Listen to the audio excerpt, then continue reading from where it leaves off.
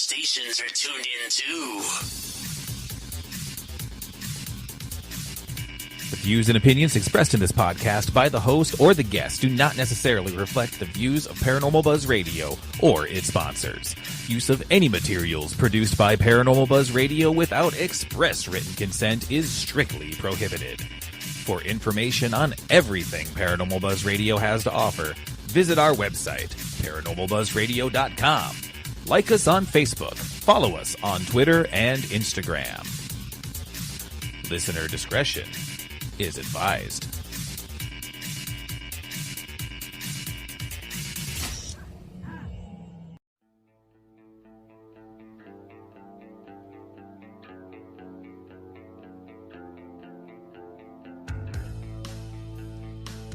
Paranormal Buzz Radio is proud to present Girls vs. Ghosts, The Realm Walker with Kelly McCarville, live, only on Spreaker.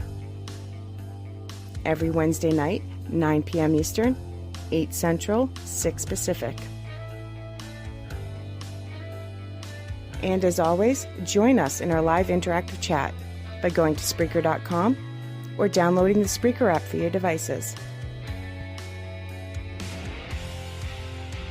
Kelly is a respected paranormal investigator and also a very gifted medium and brings a unique perspective into the paranormal field. Be sure to follow Kelly on all her social media at Facebook, Kelly McCarville Moonspinner, Instagram and Twitter at Moonspinner76, and on the web at mysticalmoonspinner.com.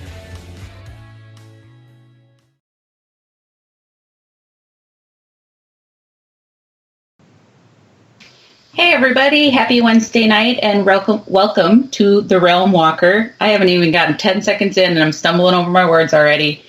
I am Kelly McCarville Moonspinner and I am super excited to welcome my guest tonight. We have Miss Brandy Green of Ghost Hunters International. Hello Brandy, how are you? Hello, how are you? I'm good. I feel like I haven't seen you in ages. I know, it's been like a whole week and a half or something like that. And if we wait in another week and a half, you're going to have to see me again. It's horrible. It's horrible. I know, the furore. I'm really excited about that. If we can work this out, we'll just keep bringing you back to Iowa about every week and a half. Well, while I'm in Minnesota, it makes sense. Yeah, but you haven't always spent all of your time in Minnesota. Sometimes it would be more difficult in the past. So very true. Very, very true. All right. Well, I want to give you just an opportunity to say hello to everybody and do a quick introduction who you are.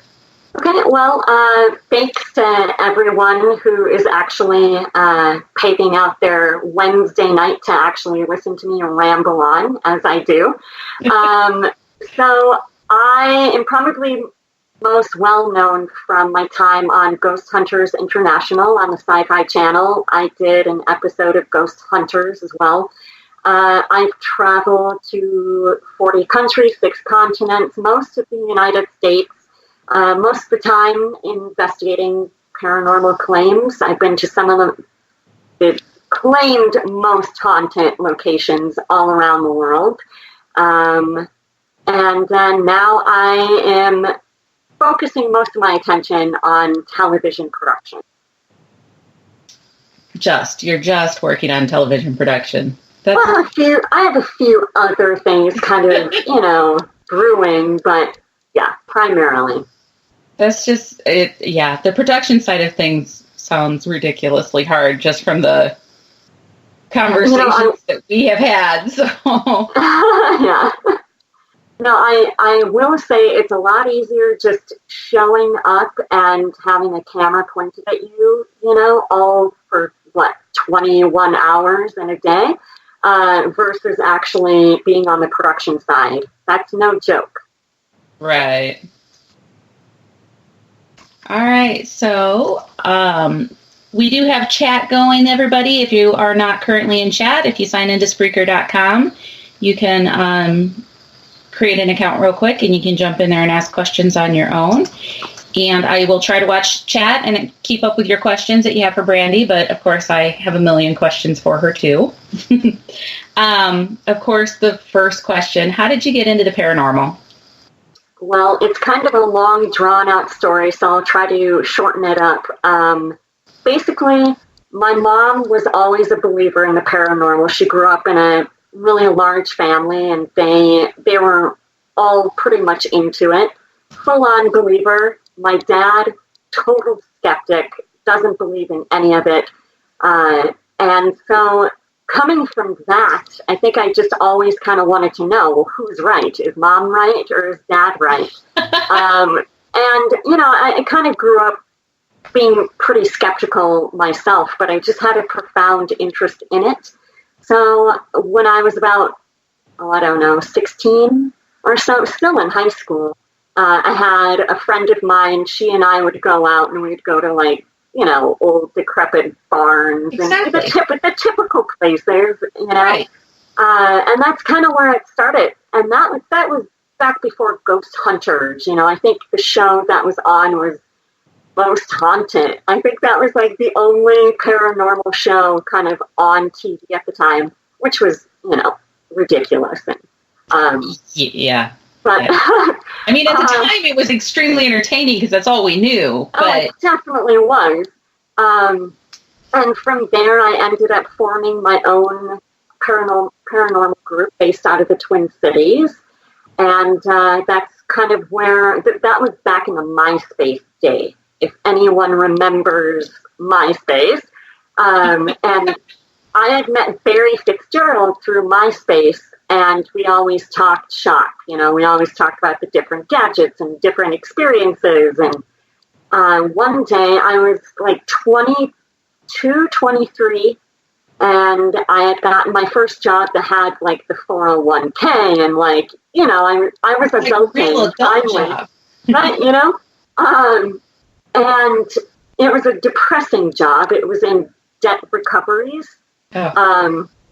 Just terrible. No windows, cubicles, fluorescent lighting. You felt like you were in prison. And I remember one day he called me on my cell phone, and that was back when we had the old flip phones. And you had to press, each button like 7 times just to get the right letter to text. And I was like, Barry, I can't talk right now, and I'm at work. What do you want? And he goes, well, we just lost 3 cast members on GHI, and we need a new case manager. Would you be interested? And I said, no, thank you. And, I didn't, that just being on TV was not my thing. I mean, the travel would have been cool, but I just really did not want to do TV. And he kept hounding me, and finally I was like, fine, I will do it. And so I sent in like a terrible 1-minute audition tape, which was just me in terrible lighting, explaining who I was. And the next day, I ended up getting a call from the executive producer, Mike Katz, or Rod Katz, sorry. It's been a while. And he was like, well, if the job is yours, if you want it. Right. So I had 2 weeks to quit my job, to get a passport, to basically pick up and leave my life behind. And, it was pretty crazy. And it was funny because when you said no originally, I'm thinking, do you know how many people would have stood up and walked out of their jobs right then and there? Yeah, I mean, I don't know. Look, this was back in the day. There was only 2, maybe 3 ghost shows on TV back then. Now, you turn on any channel and you could find a ghost show. So right. I don't know. I mean, I feel like it was kind of uncharted territory back then, especially internationally. And now, it's so common. But yeah, back then I didn't want that. But who knew? In 2 weeks, my life was going to change. That's awesome, though. So, there was something you said that I was going to ask a question. Now I forgot. I'll squirrel back to it, I'm sure. Okay. So one of the questions that we've had in chat already, and it was on my list too, what is your favorite device that you used while you were investigating? Well, that's a tough one, and I've commented on this before. I do old school. I'm all about kind of the three devices. The natural tri-field meter, which most people don't even know what that thing is. Like, they see it and they have no clue. They're like, what is this piece of, like, Neanderthal equipment? But it's great because it measures on 3 different axes, and it measures magnetic, electric, and radio waves. And it's super sensitive. You can adjust the sensitivity, and I've never had a calibration issue with it. So that one for sure for EMF. And then a good audio recorder and, a handheld video camera. I think those are kind of my 3 go-to. I never, ever kind of put all of my eggs in one basket. Yeah, and I think it's smart too. I think you should definitely use a combination of things. So, nothing's wrong, not a darn thing wrong with old school. So, but so I know that we talked about this, so I'm going to kind of preempt. Obviously, I know the answer, but there's so many people in the field today that are going out trying to prove that ghosts exist. And I know that you've said that, you're pretty much a skeptic. You're going to go in and you're trying to debunk things, which people should. Don't get me wrong. Absolutely, we should be debunking things. But do you feel like with everything that you've experienced that you're still more skeptical than a believer, or? Here's the thing. It's tough for me to kind of answer that, only because I will not, say that I've never experienced very strange things. I've had very strange experiences throughout my life. But with that said, I've never seen a full-bodied apparition. I've never, there's never been one thing that has made me call into question my skepticism. I would love to be able to say that personal feelings are enough to kind of, provide as proof, but they're just not, Yeah. And what's tough too is people have to realize when we were traveling, we were exhausted. We weren't sleeping. The time zones were constantly changing. Our turnaround was so fast. So we were just tired anyway. And then, when you're up for 2 days, 2 nights, 2 days, filming for 20 hours a day, it's, right. You forget where you are, you forget who you are, you forget why you're there, so I'm sure that kind of comes into play with some of the experiences that we all had. What you're saying is absolutely valid, though. I mean, even those of us that go into the field who can maybe sense things more, it's like you said, I can tell you till I'm blue in the face, this is what I'm feeling, this is what I'm seeing, this is what I'm hearing, this is who I'm talking to, but I have no proof. Right. I can try to back it up with the equipment, but still, it's... and that's what's frustrating about the paranormal, and unfortunately, I don't think we're ever going to see it spread across Time Magazine or Nat Geo that, it's been proven to exist. I think it's always going to be one of those things. I mean, It will be interesting to see where physics can take us. We're discovering things in black holes and dark matter and string theory and all of these things that, the general population has no idea about. So who's to say in 20 years or 50 years or 200 years from now, we'll actually figure out what this is that people are experiencing. Right. And I think the more we do it, the closer we're going to get with science, but who knows if we'll figure it out in our lifetimes or not. But we just need the aliens to come down and show us the way. Right. If they could just come back down, explain it all to everybody again, because I'm sure they've done that before. They're like, really? We have to repeat ourselves again? They're like, didn't we do this with the Mayans? Like, come on. Exactly. Exactly. So, as we said, Brandy is from Ghost Hunters International, and as she's indicated, she's done a lot of traveling. How many continents and countries have you been to? So 40 countries, 40, and 6 continents. I was very close to 7, but Antarctica never worked out, unfortunately. With as easy as you get cold, I don't know that that's a bad thing. I know. Would have had a little brandy popsicle if you'd gotten up there. What was your favorite country to travel to? You know, that's tough. I have kind of a handful for different reasons, but I loved Northern Ireland was great.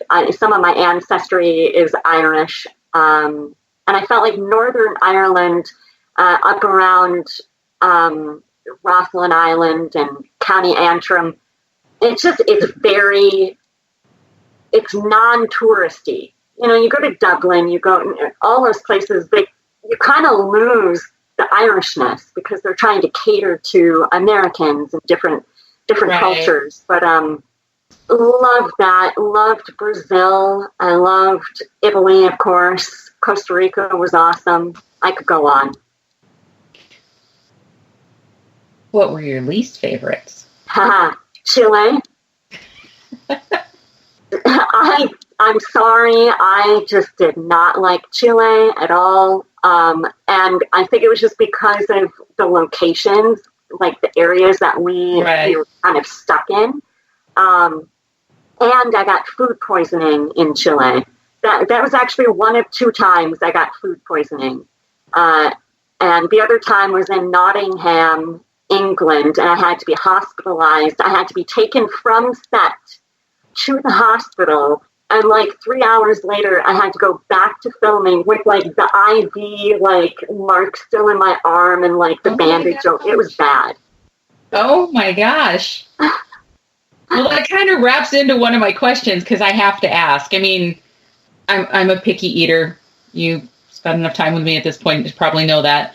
And one of the questions I wanted to ask you is, what is the best food that you've had while you were traveling, and what was the worst food? I think we just maybe heard about the worst. Italy, of course. Italy was just amazing, period. If you like Italian food, you're going to be in heaven. Like, Italy, hands down. The worst?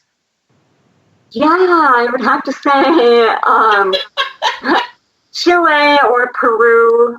I'm sorry, I loved Peru. I loved the country, the culture, the history is amazing, but the food, no. And then I will say this. So I think you and I were joking about this at the event a couple weeks ago, the Romanian diet.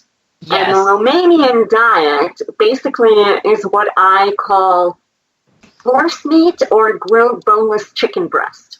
And so I was I had 1 meal a day, like worse than prison, I'm assuming. I've never been, so I can't say for sure. But thanks for the clarification. 1 meal a day, and it was boneless, skinless chicken with a small side of French fries and a small little Coca-Cola. That was my meal for a 24-hour period. And we were way up in the Carpathian Mountains. Like there was nothing. There was just mountain villages with old women like walking their cows up and down the mountain passes with sticks, like telling you it was legit. So the Romanian diet, if anyone needs to lose weight, just go to the Carpathians. That's the one where you were saying you had to walk up the little rickety steps, clear up the bluff, and the camera going backwards. Oh, yeah. That was Panari Castle in the Carpathian Mountains, and they had 1,420-some-odd stairs chiseled into the side of the mountain cliff. That's actually historically where the Ottoman Turks stormed the fortress, and that's where Vlad's second wife, I believe, jumped off the tower and killed herself because she refused to be taken by the Turks. And this was the castle or the building that was actually his home, not the castle that typically gets labeled Dracula's castle, right? Correct. So this was Pranari. There are actually, I believe, 3 different castles throughout the region. But Bran, B-R-A-N, I'm sure everyone has seen it online. They do the big tourism thing. He didn't own it. He didn't even stay there. I think he passed by it one time, and it's become like such a pivotal part of vampire folklore. It's crazy. So if you ever go to Romania, skip Bran, go to Pranari. You're going to have to trek. You're going to have to get into shape like before you go. But really, it's the most amazing views I have ever seen. Very cool. Now, during your travels, you were sharing some of the stories that you've experienced. I mean, before we get to your paranormal experiences, share some of your non-paranormal travel experiences with us. Okay. Where do I begin? Let's begin with accidentally going into Russia, which is one of those things that, you start a conversation like, oh, I remember one time I accidentally went into Russia. Oops. Yeah, thanks to an old Garmin GPS that we had gotten with one of our rental vehicles. And it clearly hadn't been updated in like forever. And I think we were leaving Latvia or Estonia, one of those northeastern European countries. And we accidentally went through the back door of Russia. We were met with like 3 or 4 Russian military guys holding big AK-47s pointed at us out of just a little hut in the middle of nowhere on a dirt road. And they were screaming at us, telling us to stop. We had a convoy of about 6 or 7 vehicles.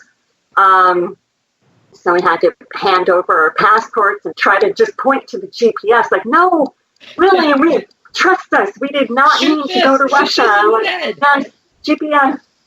Finally, thankfully, they figured it out, and they let us kind of go further into Russia to flip a U-ey and leave. And we all lived. So that's my Russia story. Never have I started a conversation, well, I accidentally went to Russia. Yeah, right? It's a good conversation piece. You were talking that it was hard to communicate with them, and I would guess that would have to be something difficult going to all these different countries with the different languages. I know we talked, but what did you do to prepare yourself when you were going to all these different countries? So aside from all of the inoculations and different things that we would need to get before going to some like yellow fever and malaria and all that kind of stuff, what I would always try to do is pick up at least a few basic phrases of the local language. But keep in mind, we were only in a country for 2 weeks to maybe a month, depending on the caseload. So I was on a plane basically every 2 weeks trying to just figure out basic phrases. And, I butchered them and I feel bad, but I tried. And, that ties into EVPs and, because we got a lot of flack, actually, from viewers. They're going to all of these European countries and different places, but they only speak English. It's like, no, we didn't only speak English. That's just what most of the editing showed, unfortunately. Right. But there are plenty of episodes with me speaking terrible Portuguese, terrible Afrikaans, terrible Italian, terrible Norwegian. And do you remember any of it now? I can say, io capisco un po' italiano, which means I only understand a little Italian. That's about it. Hey, that's okay. I always tell people there's only so much room in your brain to store information. So when you learn something new, something's got to go. You know what was interesting? I mean, I found, though, that I did end up picking up languages a lot more if I was able to really get into the local culture rather than just trying to learn it online, on a plane. Immersion, I think, is super important for that. Right. That's some dedication, though. You know, I mean, I think that one of the things that I've learned just from talking to a bunch of you guys who've been on the shows is that everybody thinks this is a glorious life to travel and film and be on TV. And it sounds kind of brutal, you know? Yeah, you know, there were some places like Latvia, we filmed in the dead of winter, and Jochin and I had to do an EVP session outside in negative, 6 degrees in, just barren wasteland, tundra, Latvia, dead of winter. And we had to be out there for an hour to do an EVP session. And we were so cold. We couldn't even feel our lips. We couldn't form vowels. It was ridiculous. That's an EVP. No, it's Brandy's frozen lips. That was actually, I had gotten pneumonia in Latvia and still filmed. And that's when we filmed the team outing at the luge, the Olympic Center. And we went down the bobsled track. And I was sicker than a dog, but I did it. Well, that's like a one-time thing, yeah. Right. It helps that I was totally hopped up on NyQuil when we were going down the bobsled. So probably took a little bit of the fear out of it too. It had to have been scary. Too funny. Okay, so some more questions from chat.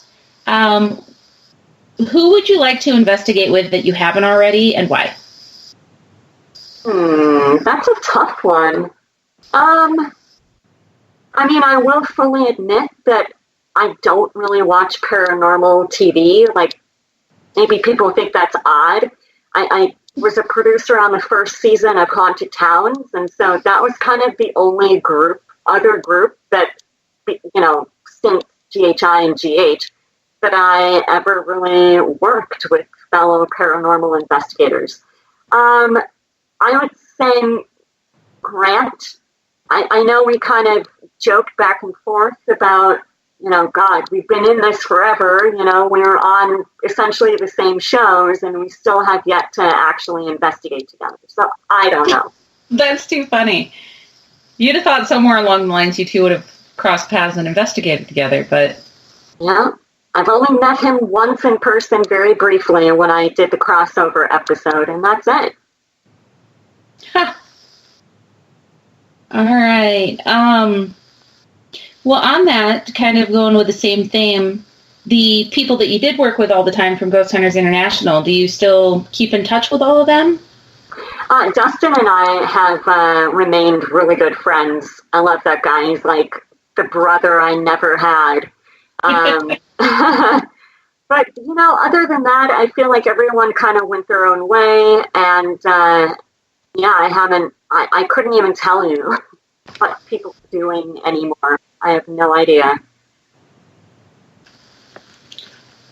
It's hard, I think, when people go their own ways just to keep up, and everybody's been busy and doing their own things. But well, and I think what's interesting, too, is the fact that, unlike Ghost Hunters, they were based off of TAPS, the TAPS family. So everyone on GH, they were a part of a bigger team off camera. Mm-hmm. But the reality of GHI was we were all investigators on our own, doing our separate things, and we came together to film the show and work as the team that you saw on the show.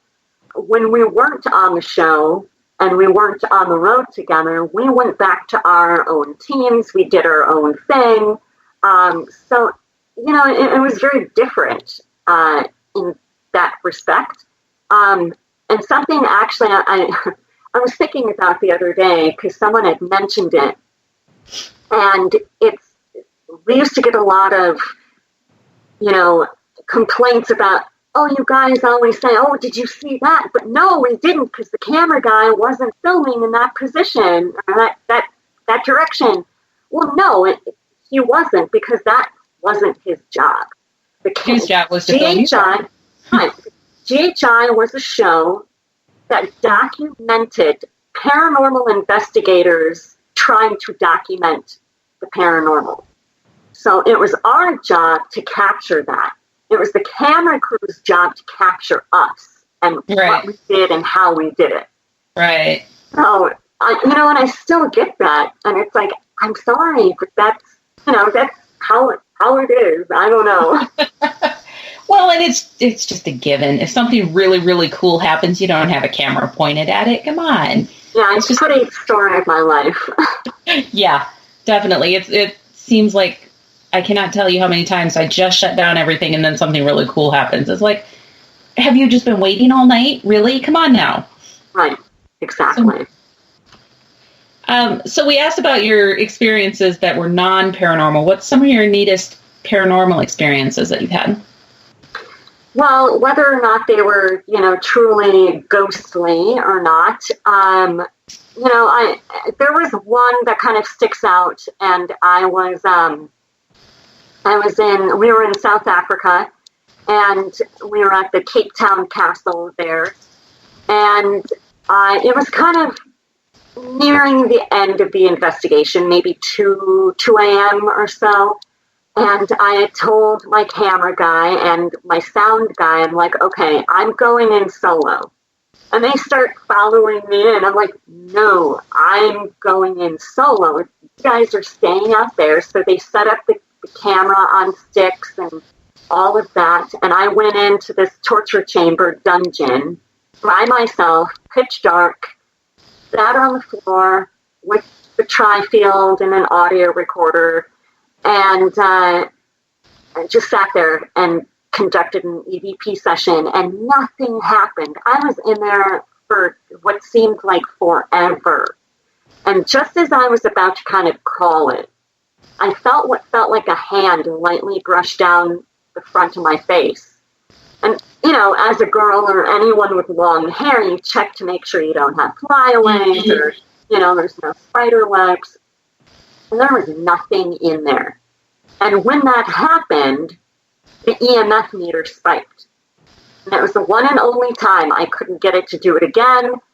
Was it paranormal? I have no idea. Was it just a natural, ground emission? I don't know. It was odd. But that's one that kind of has stuck with me. Right. That's interesting. Yeah. Being touched is probably I don't want to say the scariest thing, but it's the thing that takes me the most by surprise when I'm on location, because you don't expect to be touched. And right.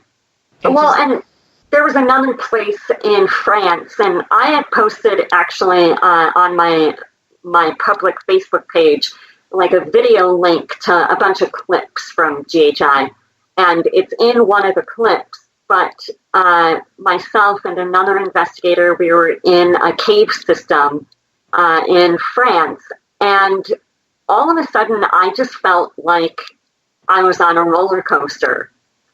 No idea. I was fine. I felt fine. I was a little tired, a little jet-lagged, but like nothing that should have caused that.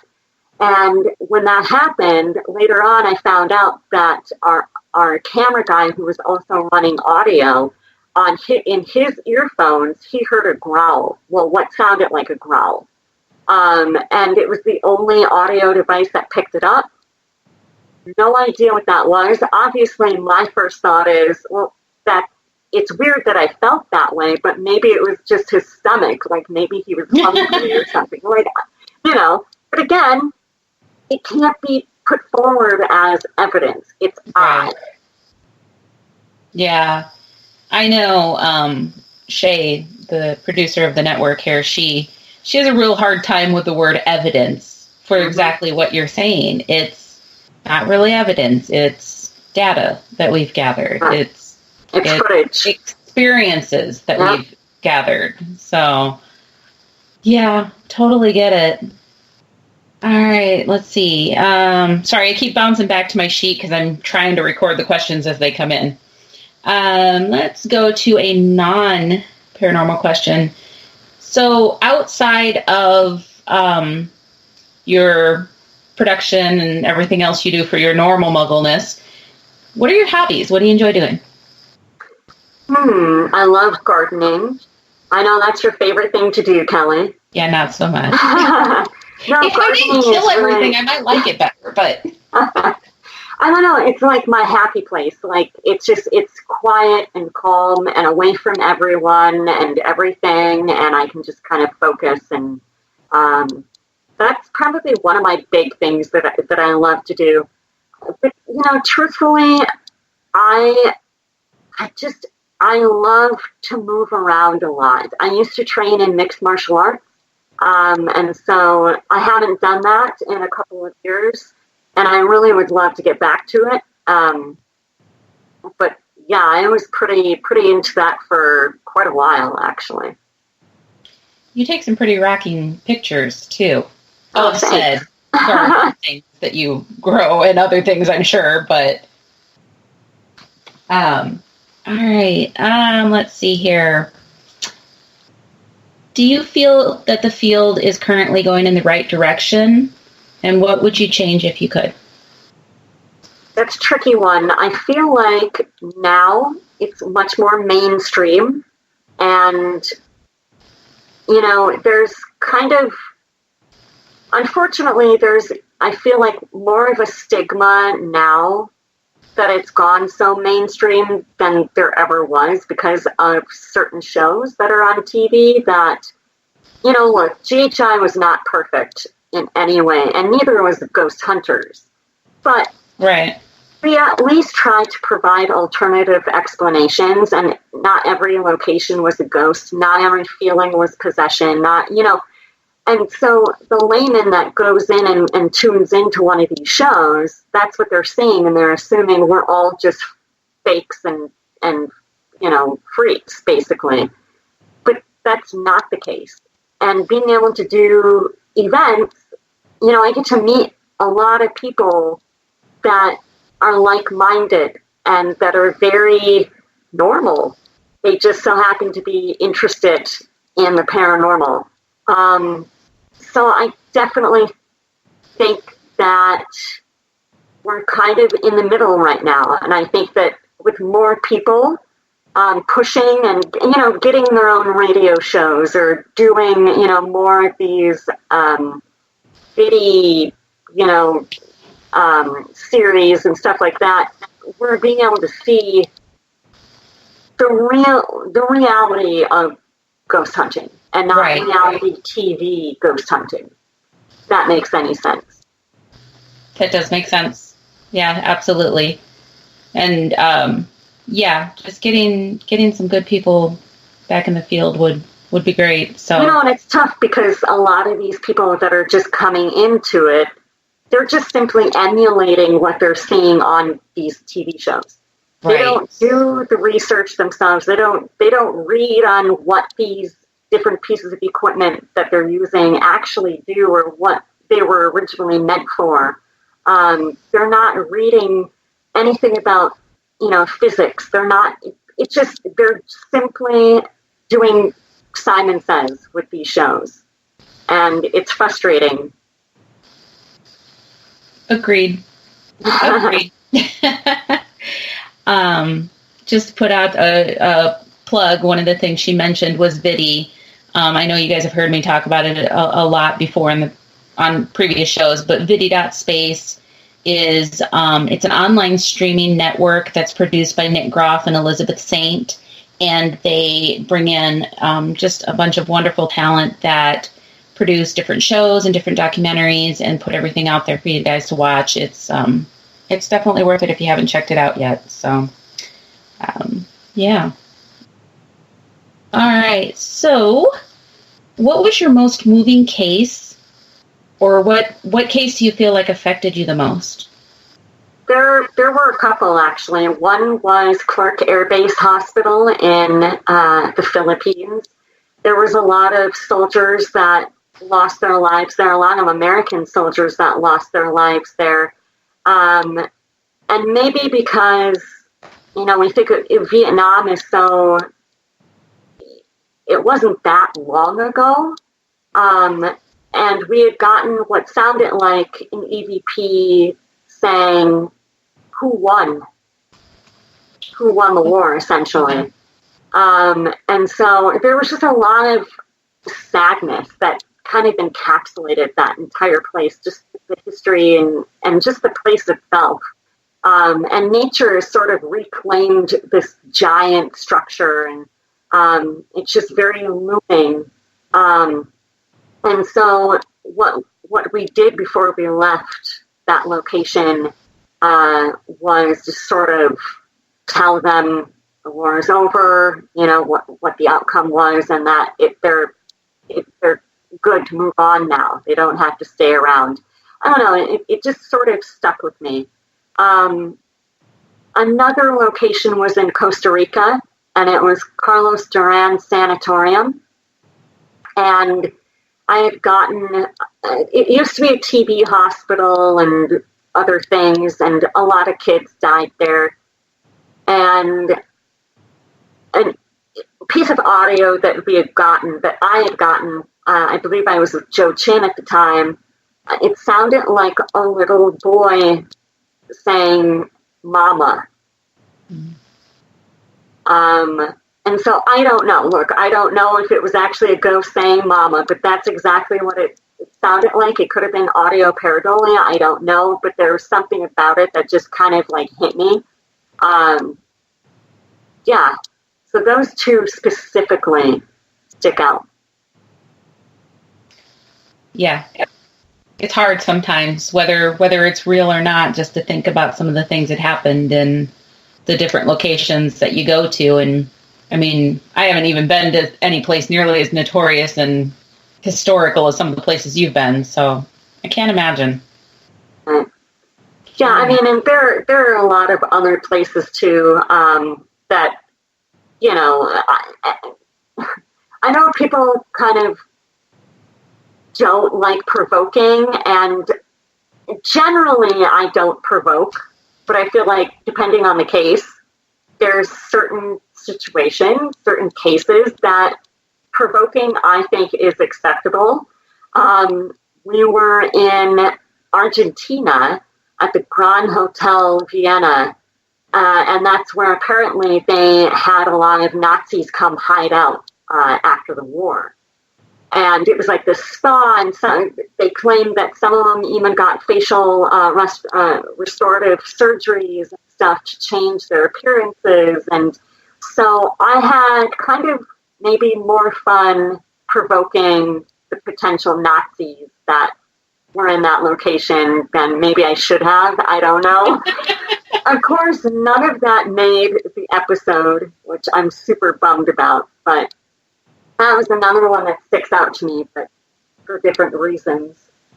Is that the place that you said they then turned it into like vacation rentals or something? It may have been. There were bunkers or something, and oh yeah, no, that's a different. That we did a lot of Nazi cases. I don't know why. It was like sort of a thing after a while. That was called the Wolf's Lair in Poland, and that's where Operation Valkyrie happened. That's where Hitler had his headquarters. He had his own landing strip and his own railway and like all of these things, and it's hidden in the forest. And now you can stay there on vacation, which, who? So mark that down for your next vacation. Super weird, but interesting, very interesting. I know when you said that during our panel at the expo, Mike and I just looked at each other like, what? What a vacation there. Yep. Devil, and look who pops into chat. Hey, Mike. Hello, Mike. How are you? Yeah, and we were there on Hitler's birthday, and I don't think it was on purpose. I think it was just scheduling. And they actually have a shrine, like they light a candle still for him there. It's really, really weird. And, you know, we had a predominantly Jewish crew, so that made it even more like, should we be here? Like, seems a little, I don't know, just not right. Yeah, that would have been hard, I would think, for them too. You know? Yeah, I can only imagine. Yeah. So, when Mr. Perry was on the show, he shared a story with us that you guys used to play some jokes on each other and just, you know, because you guys spent a lot of time together and there was a lot of picking that went on, it sounded like. So yes. He shared one that happened to you. What's the funniest experiences that you had with your team members? Well, he may have shared the hiding of the bed. No, situation. He shared the dog. The dog cable. The dog. Oh, yeah, Bobo. Bobo yes. The dog in the Czech Republic. Yeah, so that was super great. We had all of these cords set up to our IR cameras at a place called Castle Huska, and we tried the animal thing. We brought a dog in, you know, to see if he would react oddly in certain areas, and his name was Bobo. And at the end of the night, I was rolling up cables around my arm, and I'm like, why is this wet? Did it rain? Like, I know I was in there for a while, but nothing else is wet. And I look over, and the guys are just busting a gut. They're laughing hysterically. And I later find out that Bobo peed on all of the cords, and they didn't think about telling me. I think they did think about telling you. They opted not to.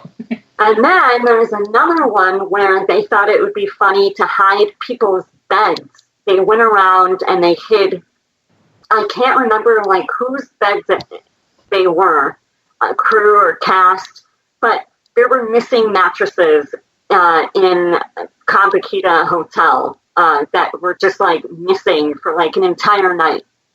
So, yeah, I did scare Barry pretty good in Poland, which is pretty fun. He's easy to scare though, so we were at the Wolf's Lair actually, and he and I were investigating outside of a bunker, and it was like 3 a.m. We were pretty beat, and you could kind of hear like rustling in the leaves on the ground, and I think it was just like bugs or whatever. And I'm like, Barry, do you hear that? And he stops and he's listening. I'm like, it sounds like movement. And he's like trying to listen, like, I think it's coming from over there.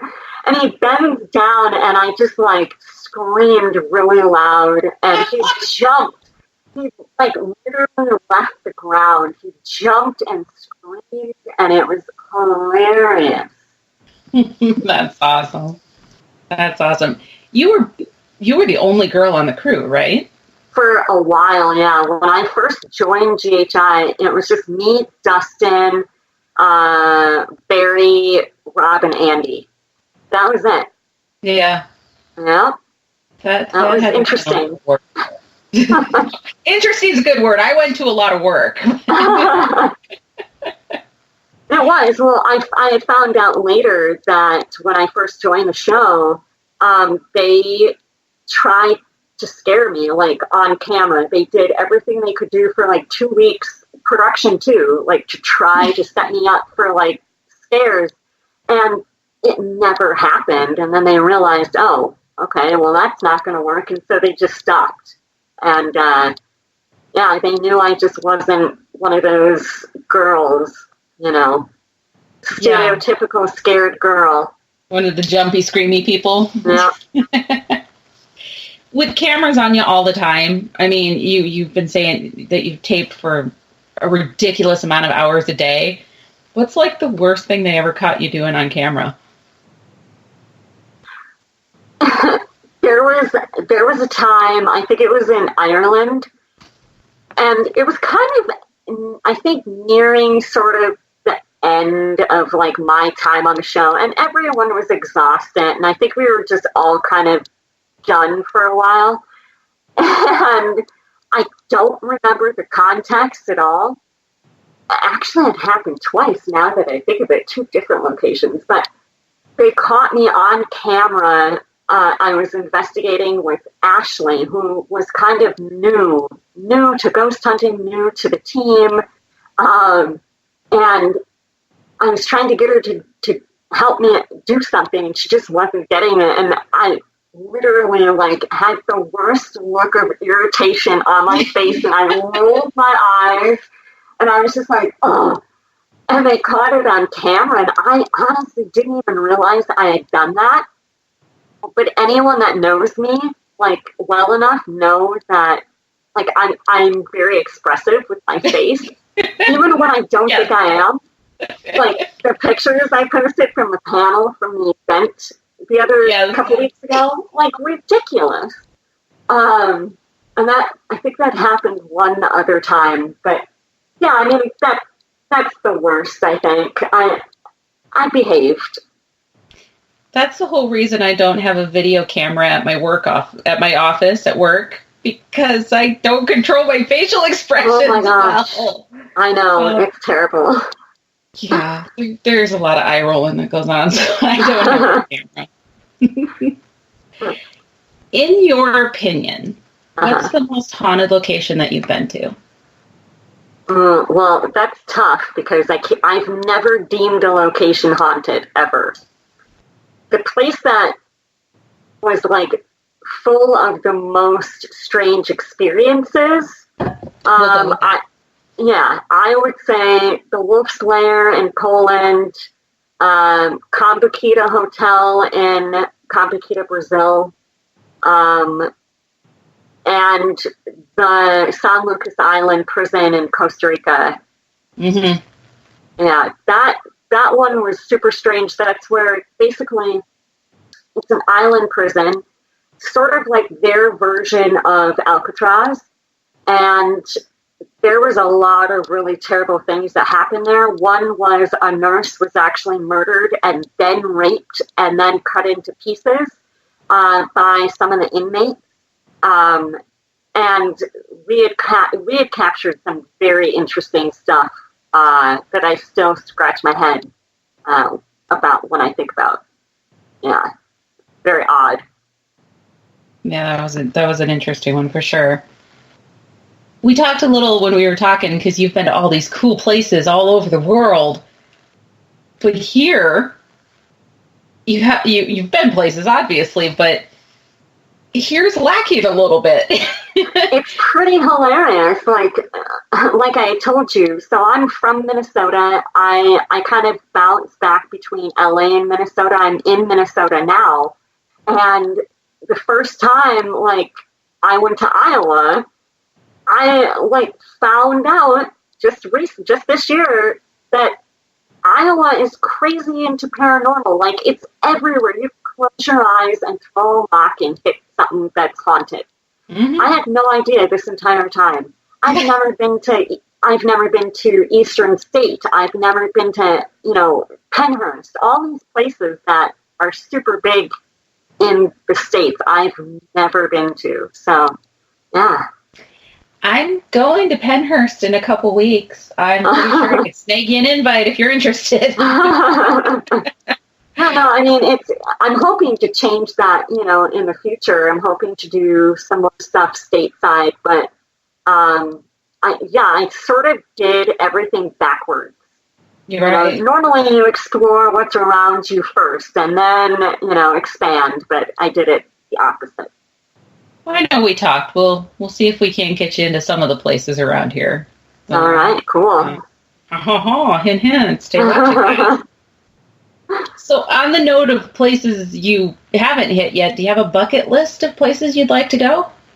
I'd love to go to New Orleans. I haven't been to New Orleans at all. I went for like 5 minutes into Louisiana, just across the border, but that's it. So it seems pretty crazy to me that I haven't done that yet. I'd love to check out like New Mexico. I have a friend from New Mexico who lives up here in Minnesota and been talking about trying to get down there for something. He has a lot of really cool places and stories. I kind of love the Southwest. I feel like that's sort of an untapped area of the U.S. in terms of the paranormal. They do like a lot of UFO stuff, but there's a lot of reportedly haunted locations there too. Yeah. Well, yeah. New Orleans is amazing. It's even if you don't have an opportunity to investigate anything or even to get into place, just the history. There's like you were saying, you can't throw a rock in Iowa without hitting something. You can't blink your eyes without looking at something that's got a history and a story. There's right. And that gets to me too, because so I have a degree in secondary education with emphasis in history. So I've always been sort of a history nerd. I used to actually want to be an archaeologist. And so for me, like I'm all about the history. That's always sort of been the first and foremost thing that I focus on. The cultural anthropological aspect of paranormal just fascinates me. Which obviously made the case manager role a natural role for you. Yeah, it did. If you had an opportunity, I mean, if you were asked to go back on a show, either as a guest or to have another show you were a main part of, would you do it? I'm open to it if it was the right, project with the right people. Yeah. Okay, we'll keep that out there. Anybody listening and interested. So we've talked a lot about what you did when you were on GHI and all the places that you've been, but that's by no means where you stopped. So what made you decide to go on the other side of the camera? Well, I think that for me, in terms of GHI, I left, I think, at the right time. I'm sort of seeing a shift happen. And so I left the paranormal pretty much completely. I went back to school. I taught for a while. And then after a few years, I was like, God, I kind of miss it. I didn't really know what I missed specifically about it. I just knew that I missed television and production and the lifestyle of traveling. But I just didn't feel like I was up for being on camera, anymore. So I ended up doing some local indie films and stuff. And then I just sort of got back into it. Yeah. And you said that you produced another show.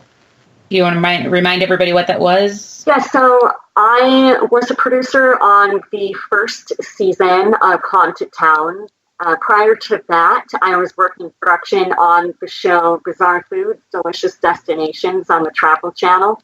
That's with the bald guy that eats like the really crazy things that no one would ever eat. Things that I'm pretty sure would give me food poisoning. And I've had that twice, and I wouldn't wish that on my worst enemy. So, those are kind of the most notable ones. I've done a lot of like independent small things too. So, have anything you're working on currently? I am still that you can talk about. I am pitching a number of my own show concepts, not necessarily show concepts that I would appear on, just different ideas that I have. One is sort of gaining traction, but if anyone knows anything about this business, it takes forever. It's the hurry up and wait. Mm-hmm. I am still waiting on the artwork to be finished for my third part of the trilogy of my comic book series, Dark Dispatches.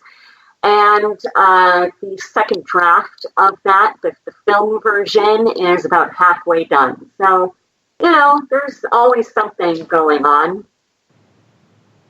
Yeah, I had no clue before you came to the expo that you had comic books, too. That was... Yeah. Surprise! How did you get into that? I didn't grow up reading comic books or anything. It actually stemmed from my time doing conventions, and I met a lot of really cool people that were comic book artists. And I was sort of like, well, this is something I haven't done yet, so let's try it. And that's what kind of spawned the Dark Dispatches. That was super cool. Yeah.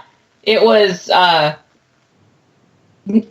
that it surprised me after I got to know you better. I mean, it's like, okay, I can see this, but yeah, you have many hats that you wear.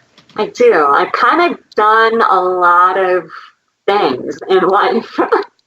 That's okay. I've done, it's funny, actually, I've done like so many different things that I don't necessarily remember them all until someone's like, oh, you remember when? And I'm like, oh, yeah, I did do that.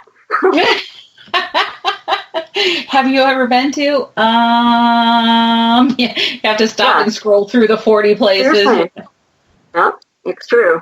It's got to be hard to remember everything, or what happened in which location. Well, yeah, I mean, that's why it's like doing these interviews and doing the Q&As at events. It kind of brings back all of the memories because, like I do.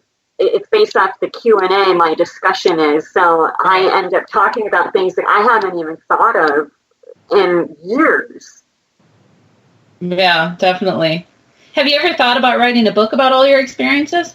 I've been asked to do that numerous times. I think that if I ever did, it would probably be more like a long, blog or something. I can't say that I have the patience or the drive to actually sit and finish something like that.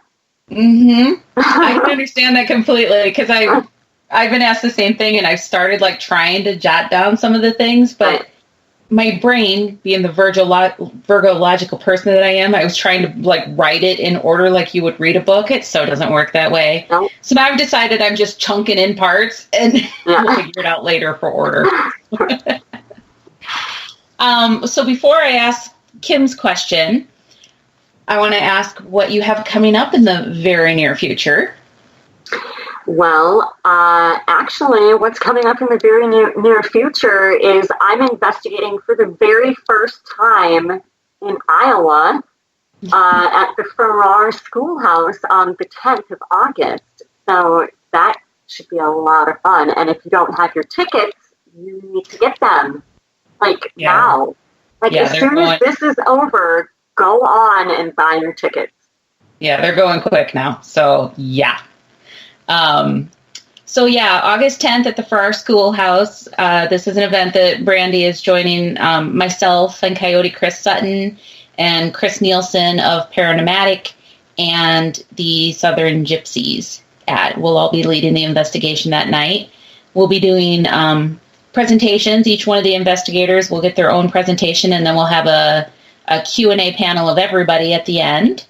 And, not at the end, but at the end of the presentations. And then it's an investigation throughout the night. So I'm super excited about that. It's one thing to meet a person and get to know them and hear about all their experiences, but I'm really looking forward to investigating with you too. So it's going to be fun. I'm excited.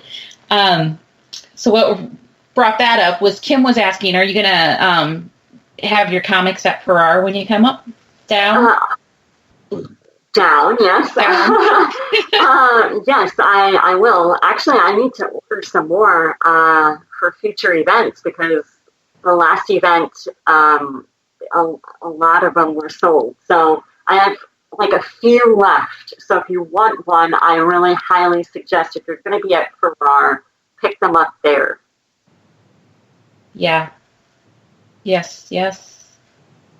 And what else do you have coming up for future events, or where can people find you? Well, you can find me so I don't do a lot of the different new social media. I kind of stick with Twitter, Instagram, and Facebook sometimes. So my handle on Twitter and Instagram is Miss Brandy Green. And then on Facebook, it's Brandy Green fan page. That's the only one that I actually publicly use. And so, yeah, you can find me there. Any updates? I'm hoping to have some updates on the third issue of the comic book soon. I have an incredible artist that's doing the third issue. His name is Jim Fern, and he's worked for DC and Marvel and Disney, and he's kind of a big deal. So I'm excited about that. That is exciting. How cool. That's very, very cool. And I know we briefly talked about it, but I kind of didn't answer you, I realized, as I was looking back at your Skype thing today. We talked about potentially having you come to the Quad Cities Expo in November. Yes. So that offer's on the table. Okay. I will get back to you on that one. I'll get back to you soon. Like, by the end of the week. That's fine. I just realized as I was reading back through one of the emails, I'm like, that was kind of a question if that was open. And I'm like, I never answered. Yeah, of course it's open. So, nothing like putting you on the spot on live air, right? Are you coming? Are you? But Brandy actually was super nice to come down to the Cedar Rapids Expo a little over a week ago. And so we got to introduce her in person to a bunch of people around the state and surrounding states, actually. So she was very, very popular. So we hope she'll continue to join us at the expos. Oh, well, that makes me feel good. Oh, yeah. We had a lot of good feedback. And more than one starstruck comment. Oh. It's so fun. It's fun when you get to know you guys a little bit better, to just kind of sit back and watch the people walk up to you with the stars in their eyes, like, oh my God, I'm meeting this person. It's fun to watch. I'm sure I thought no one would even remember me. Oh, whatever. Ever. All right. Well, I think we're well over an hour already. Oh, we're not well over an hour. I'm doing pretty good. Look at me go. So I'm going to go ahead and do my card draw real quick before we forget, because I know what my memory is. What other fun and interesting things do you have to share with us, Brandy? Anything you want to share while I'm shuffling? I don't know. So, yeah, just killing time, huh? I tell people this. I get distracted. I forget sometimes, like, I'm the host. And so I'm just sitting here listening to you talk and having a conversation. All of a sudden, I'm like, oh, yeah, I'm supposed to be doing something and be prepared and act like I have my crap together. Well, that's what was funny, because you had asked me, you're like, so what's the name of your lecture? And I'm like, I'm not that organized. Like, this is hilarious. I just ask questions and, that's about it. So in chat, someone said to ask about your cookbook. Oh, yeah. So my mom and I collaborated on a cookbook together. It's called From the Green Kitchen, and it's currently on sale. It's all homemade recipes that she's been doing forever, that she's passed down to me. And it's currently on sale online. And then I might have some at Farrar as well. Wonderful. So yeah, guys, if you have not got a ticket to the Farrar event yet, like I said, it's Brandy Green, myself, Coyote Chris Sutton, Chris Nielsen, a Paranormatic, and the Southern Gypsies are coming from Virginia. I think it is Virginia or Tennessee. I can't ever remember which one. So it's an amazing group of people with all sorts of different backgrounds, from the skeptical Miss Brandy to the shaman Coyote to the medium myself to the gypsies who are a hoot. Chris kind of like wraps it all up. So Chris Nielsen. Tickets are $50, and it's a fundraiser for Will Conkle. For anybody who doesn't know Will, he broke his foot, and he is a contractor, so he's been unable to work for a while. And it's a fundraiser to just help him cover some of his medical bills, because he ended up having to have surgery, and he's been off work for quite a while. So I think he's getting back into it now, but he was off for quite a while. Darren, I think Raven Rose has said they're going to be attending just as guests, but I believe they're going to be there gracing us with their presence. Yeah. Okay, guys. So I'm going to do a general reading like I usually do for my shows. Tonight I'm drawing a card out of the Moonology Oracle deck, and as always, this isn't going to resonate with everybody, and that's perfectly fine. If it does resonate with you, that's wonderful. If not, maybe next week. Well,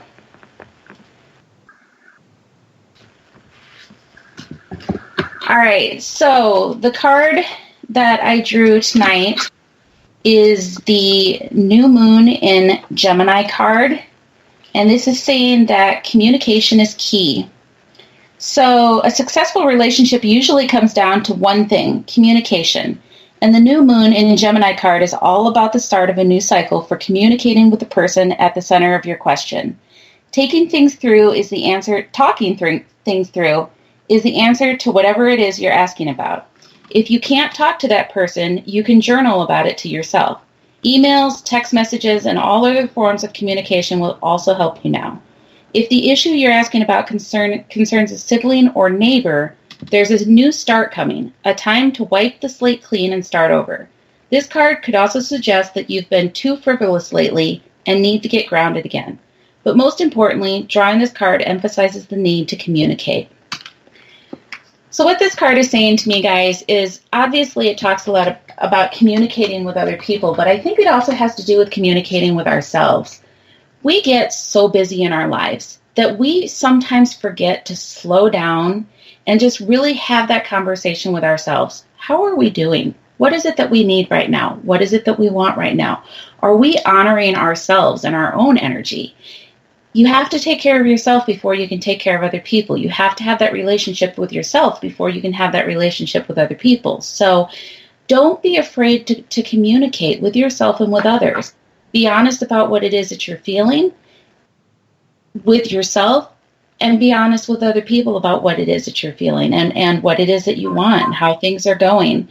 Sometimes I think we forget how the simplest little acts of kindness can make a world of difference to people. Just a quick message of, hey, I was thinking about you. How are you doing today? Maybe that's all they need. Maybe they were having a rotten, horrible day, and that short little message that took you 15 seconds to type it up, that's going to make the difference. Or pick up the phone and give them a call. It's an important thing that I think we sometimes forget to do. So communication is key, guys. That's the message for tonight. And yes, it's as much for me as everybody else. I know. Anybody that's listening going, are you listening to this? Like my spirit guide is right now? Yeah. So, anyways, Miss Brandy, thank you so much for being on the show tonight. Well, thank you for inviting me. You are awesome. Definitely we'll have you back, and maybe somewhere down the road we'll have to do like a GHI episode. We'll get you and Dustin on here. Oh my God, that'd be hilarious. Oh my gosh. Lots of good stories. That would be a long night, I'm pretty sure. Definitely sure that would be a long night, but it would be fun. But I am super glad I got an opportunity to meet you and to get to know you better. Oh, likewise. I look forward to continuing to work with you and have adventures, and absolutely. Who knows when we'll take off and run off to New Orleans. It's there. It's in my brain. Good, it hasn't gone away yet. It hasn't gone away yet. It is one of my favorite places, so it doesn't take much to make me want to go down there. All right. All right, so coming up with me, guys, just kind of let you know what's going on with me. Where am I at? So Friday nights, Shay's Paranormal Chat, we are still in between seasons, so that will be coming back. I was just talking to Shay about it. Probably around the first part of September is when we're looking to fire that back up. This Friday night, I will be at Malvern Manor in Malvern, Iowa, obviously. Ron Haskett with Shadows Redemption is hosting a birthday party for Inez, who's one of the spirits of the location, and asked me to be a part of that. So I'll be out there on Friday night for that. Monday night at 7 p.m., I am the guest on Paranormal Pride, so tune in for that. Next week, guys, so kind of went back-to-back with our people leading up to this Farrar event. Next week, I have the Southern Gypsies coming on. I'm assuming that we will have Holly, Ashley, and Misty. There may be some of the other gals that are able to join us, but they're typically the three that come on, and they are a hoot and a half. Bring your tissues because you're going to be laughing. Go potty before the show starts because we don't need any accidents. They're a good time, and it's going to be an absolutely fun show. So I'm sure we will talk once again about our event coming up on Farrar on August 10th at that time. The following week on the 14th, I will not be having a show because I will be recovering from my investigation at Pennhurst. So midweek, I'm going to take off and I'm going to fly to Pennsylvania for a rapid fire investigation of Pennhurst and come back home and go back to work. So, August 17th, I'll be at the SpookCon in DeKalb, Illinois.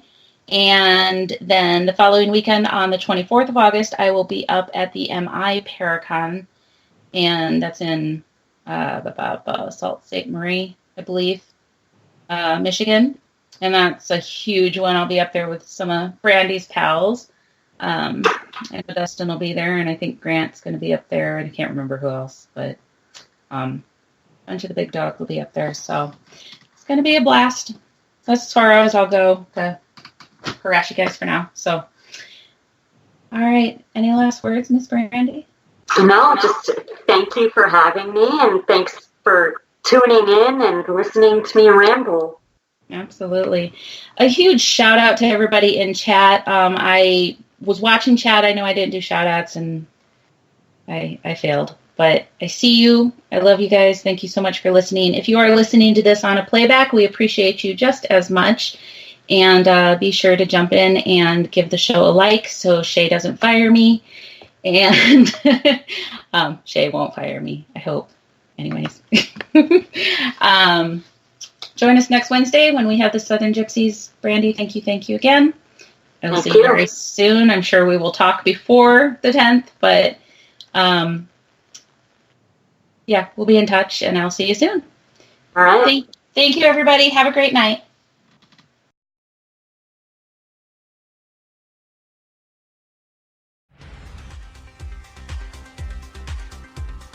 Thank you for listening, and for all things Paranormal Buzz Radio related, check out our website at paranormalbuzzradio.com. Like us on Facebook and follow us on Twitter and Instagram.